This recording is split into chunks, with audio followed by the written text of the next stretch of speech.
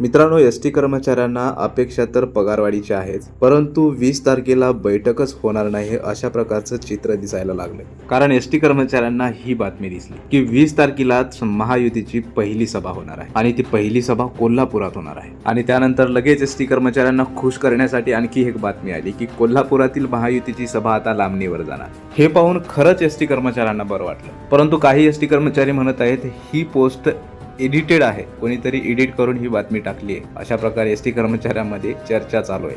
हे सगळं चालू असताना यांना बैठकीला बसता येऊ नये म्हणून विदर्भ एसटी कामगार संघटनेचे सरचिटणीस प्रमोद पोहरे उच्च न्यायालयामध्ये याचिका दाखल केलेली आहे. हे सगळं पाहून एसटी कर्मचाऱ्याला फारच टेन्शन येत आहे, कारण कशीबशी कृती समिती एसटी कर्मचाऱ्यांना न्याय मिळावा म्हणून झटत आहे, परंतु त्यातही मोठी अडचण येताना दिसते आणि यांना बैठकीला बसता येऊ नये म्हणून काही कर्मचारी अतोनात प्रयत्न करत आहेत.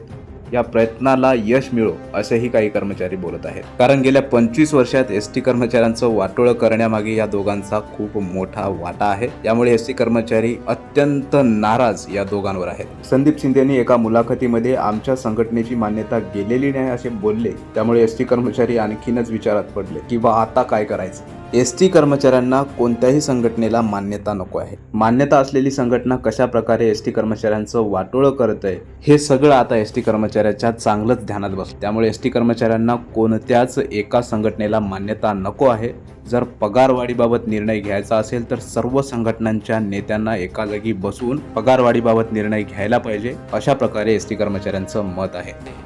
एसटी तोट्यात होती, तुमच्या 50% सवलतीमध्ये एसटी पण फायद्यात आली. मुख्यमंत्री साहेब एकदा एसटी कर्मचाऱ्यांच्या पगारवाढीबाबत बोलताना असे बोलले होते की एसटी जर फायद्यात आली तर एसटी कर्मचाऱ्यांचे जे काही अडीअडचणी आहेत, जे काही मागण्या आहेत, त्या सगळ्या मागण्या सोडवल्या जातील आणि हा कार्यक्रम टप्प्याटप्प्याने केला जाईल असे ते बोलले होते. ताबडतोब सुटण्यासारखे असते लगेच सोडून टाकू.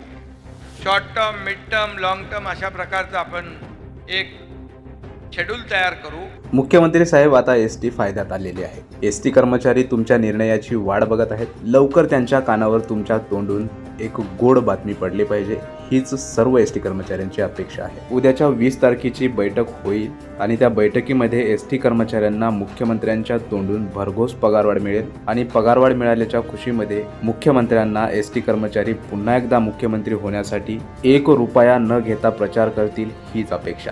मित्रांनो, व्हिडिओ आवडल्यास लाईक करा. आमचं ध्येयच आहे एसटी कर्मचाऱ्यांना चांगली पगारवाढ व्हावी.